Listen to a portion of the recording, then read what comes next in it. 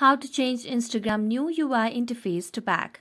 Hello everyone, welcome to this channel. I'm here to help you out today. So without any delay, let's get started.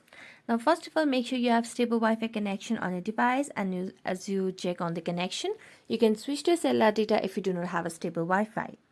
Now launch the Play Store application and search for Instagram, and here you can see we have the updated version of the Instagram application.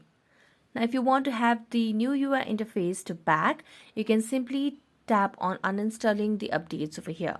You can simply uninstall the latest update and get the older version of the Instagram application.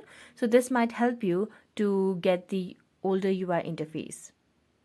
Now, what you can simply do over here is you can tap on apps and select on manage apps over here on settings and search for Instagram. As you do that, you can see the application. So tap on it and select on clear data at the bottom right corner of the screen. Now select on clear cache and then tap on OK, and you'll be able to go and move ahead. So that's it. See you next time.